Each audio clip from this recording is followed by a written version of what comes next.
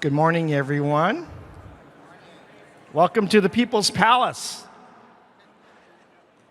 Thank you. Before I begin, I just wanted to acknowledge a good friend of mine and someone who has served our country in the capacity of the Secretary of Commerce, Governor of Washington State, Council Executive of King County. That's my friend Gary Locke is here. Thank you very much.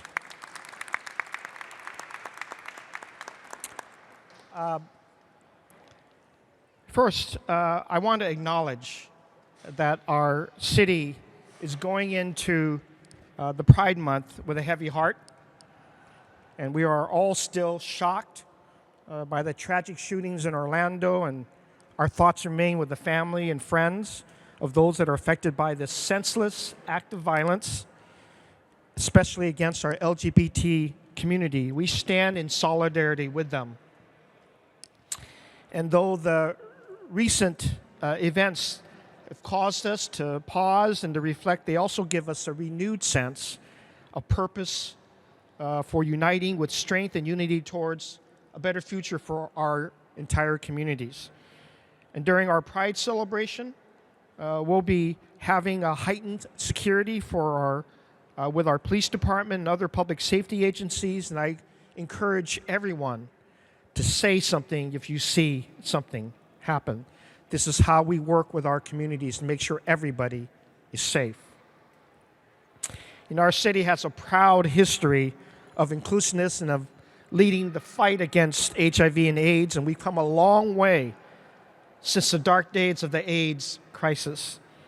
We're getting closer to zero every day, and it's because of people right here in this room that we've been able to get closer to zero. So I want to say thank you to each and every one of you for all your participation, your input, your guidance, your leadership.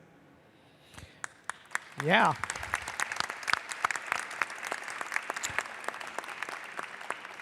As you know, San Francisco is aiming to become the first city to get to zero. And that means zero new HIV infections, zero deaths from HIV, zero stigma and discrimination. And we're on the right track. Last year, we had fewer than 300 new infections, and this is a record low, and we're going to get closer and closer to that zero. It's good, but we can do even better, and I'm confident that we will, while we focus on prevention, getting people the care immediately as fast as possible, and making sure that they're in treatment. And we have many, many strengths to build on because of your work. One of those strengths, as I've said, and I will always say this, is a strong community participation. We owe much of our success to the practices of bringing diverse communities together, listening to our communities, and then collaborating to make progress. This is really the only way you get to zero. And I want to personally thank all the members of our HIV Community Planning Council for their hard work, both in the past and their continued work and commitment in the future. Your participation in the two predecessor councils that have shaped not only how our city cares for those living with HIV and AIDS, but also how we prevent new infections. So I know that's been a long road to getting the merging of these councils together, and I want to thank Director Garcia, the entire Public Health Department for their leadership on this front. It's exciting that as one of the first of its kind in the nation, the council will now take on a united front on the fight against AIDS and HIV. Thank you.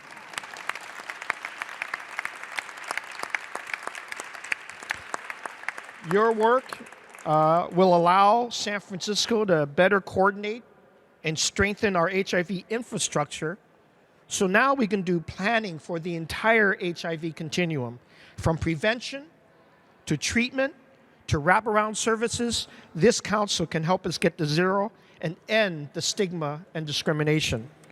And we know this. I think we can make an impact on even a discussion about blood, because that's the real stigma and discrimination that our community is facing. We have prioritized the fight against HIV and AIDS, and my budget has consistently backfilled because of because of our supervisors here today, Scott Wiener and of course David Campos and others. We have had to backfill the unfortunate federal cuts, but we've done so gladly since 2012. No matter what the challenge was, we did it. And as we remain committed to providing comprehensive care and a focus more heavily on prevention, the work of the council will be absolutely critical. And on the prevention side of things, PrEP is a key strategy, which San Francisco started as early as 2010 with all of your help. Our PrEP navigation program helps connect clients to providers and to resources. And there are now 6,000 people on the PrEP in San Francisco. And I'd like to thank Supervisor Scott Wiener for his leadership in making PrEP widely available and knowledgeable and informed. So today, in addition to swearing in our planning council, we also want to make sure that you know we're launching a new PrEP campaign to increase uptake as part of our prevention of HIV. So let me now invite our Director of Public Health, Barbara Garcia, and Supervisor Scott Wiener to say a few words about PrEP. Come on up, Director. Buenos dias, good morning. Thank you, Mr. Mayor. You know, I'm very proud to serve for Mayor Lee. He has, every time I'm thinking and dealing with the budget, his first question to me is, what are we doing around our HIV dollars? And so I just want to acknowledge him, and I'd like all of us to acknowledge him for his leadership and his staunch support. But I want to make sure that we acknowledge the terrible incident against our Latino and Latina LGBT communities in Orlando, especially the Puerto Rican and, and the Dominicano communities. And we will hear many more communities that come out of that. The resolve and the courage that you have seen from Latino and Latina LGBT community is incredible. And I'm so proud of the resolve and their responses. And you know, many times government leaders and even our scientific leaders, we forget the strength of people of color. The fortitude that we have as Native and immigrant communities. So it is this strength that we should count on and look to when we're thinking about our services and new opportunities and medications like PrEP that can save lives. I've been around long enough to watch the many unpronounceable names and new names of medications and many campaigns for HIV and AIDS, and that have saved so many lives in the past. And as important, these new scientific gains are what is important, and at times, what is more important is how we treat our communities of color and how we respect them. And it's this respect and honor that will get us to zero transmission, zero death, and zero stigma. I also want to acknowledge all our DPH employees who every day spend their work in doing this work for us. And I can't do this alone. And I want to acknowledge and wish if they could stand for a second so we can all acknowledge them.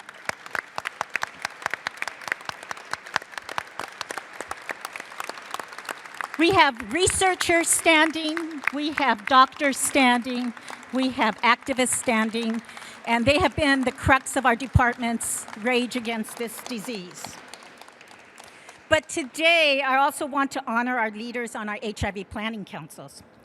The HIV planning councils have seen me come to their meetings many times, and sometimes we've disagreed, and many times we've agreed. But there are unsung heroes of this epidemic. And your role is mandated by federal, state, and local government. And I'm proud that you have found a way to come together. I asked that from you guys maybe 4 or 5 years ago, and it takes time to kind of resolve and to be able to come together, but I'm so proud of you to come together as one council so we can get to zero. So I want to thank you very much today. I'm also proud today to announce that starting today, we will see a new PrEP campaign throughout the city. And this campaign would celebrate PrEP as a way to reduce the risk of HIV by more than 90%. We will also ensure that we work closely with all communities to ensure that we eliminate transmissions, death, and stigma. And remember that stigma is the code word for racism, discrimination, and homophobia. So thank you, and thank you, and help us get to zero. Thank you so much. Thank you.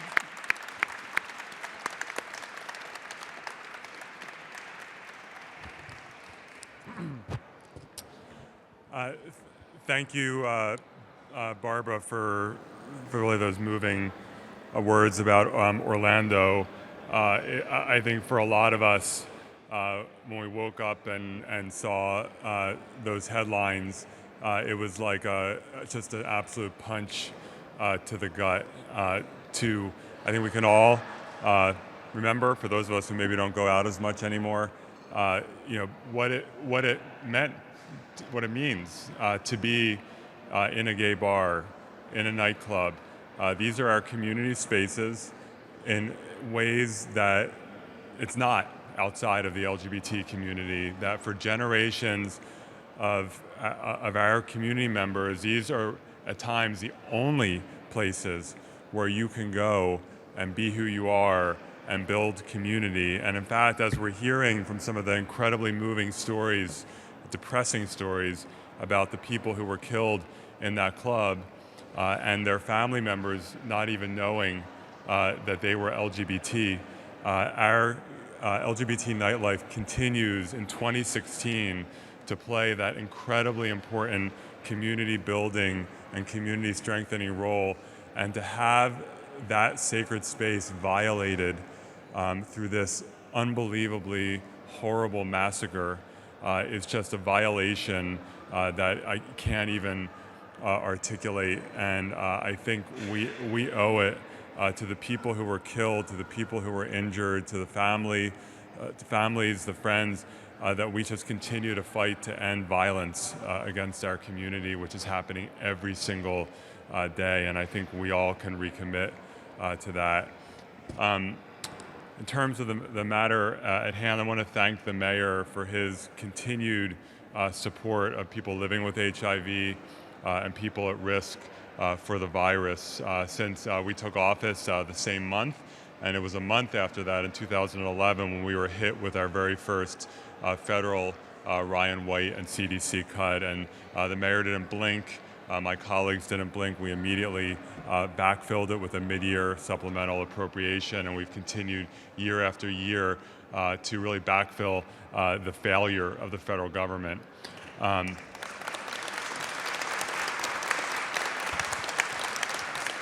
And I came of age as a gay man in 1987 when we were living in this era of fear, when there was an association of death and sickness with sex, when there was no effective treatment, when the terror of going to get tested and having to wait 2 weeks, and am I going to be positive? Am I going to be dead in a few months? And just going through that, and generations of LGBT people, having that trauma. And the progress we've made over the years has been incredible, and it has been because of San Francisco. It has been because of our Department of Public Health, because of our community-based organizations and community advocates. This city has time and time again, for 35 years now, set the standard, created the template, innovated, and the rest of the country and the rest of the world has followed. And we need to continue to do that, and we are continuing to do that with our Getting to Zero effort. And I've been so proud to work with the department and with the community on the Getting to Zero effort. And again, it will become a template that others can replicate to end these infections, to make sure that people living with the virus are healthy, to make sure we're reducing infections and eliminating them. And I know we're going to be successful. About a year and a half ago, or a little more now, in September of 2014, when I announced that I am on PrEP, it was a little bit scary. And I want to thank the San Francisco AIDS Foundation and Project Inform and UCSF for really helping me through that process. But it ended up being such a positive response because I think people fundamentally get it, that when you have a tool that so dramatically reduces the risk of infection, it's something that we need to promote, that we need to invest in, and that we need to make sure everyone can access, no matter how wealthy you are, no matter how poor you are, whether you have insurance, no matter where you live, that everyone has access to this incredibly powerful prevention tool. And we have to keep fighting because we know even within our own community, there are voices, including some very loud voices that are continuing to try to stigmatize PrEP, stigmatize people who are taking PrEP, and we have to continue to push back and make sure that the word is out there that this matters and that this will save lives. So again, thank you to everyone, and let's keep fighting to end new HIV infections.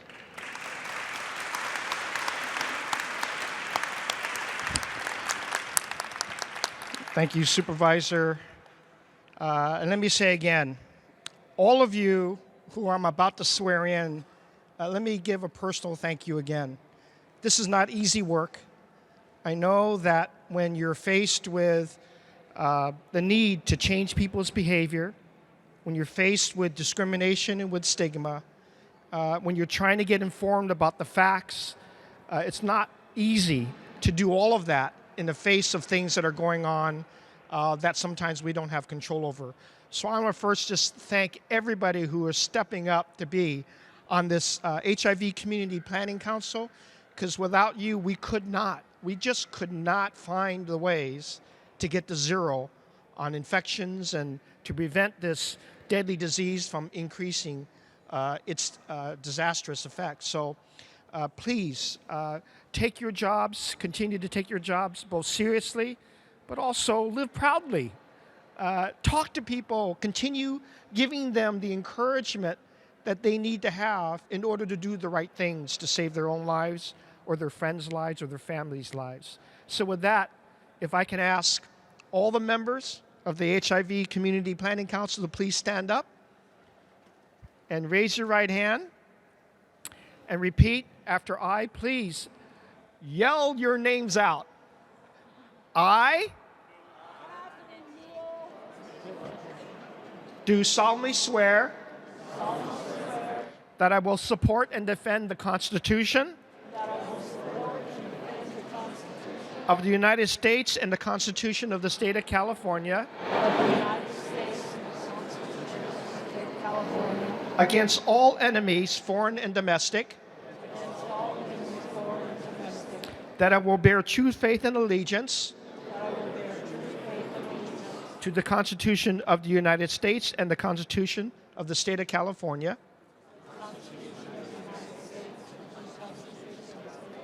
that I take this obligation freely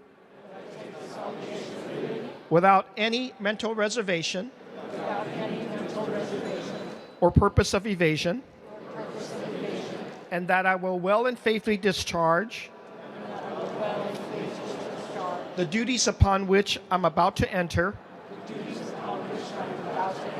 during such time as I hold the office of as a member of the HIV Community Planning Council for the City and County of San Francisco. Members, thank you very much. Thank you. Congratulations.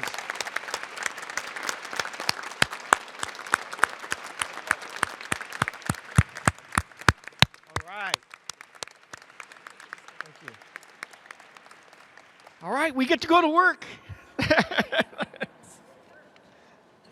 Thank you, sir.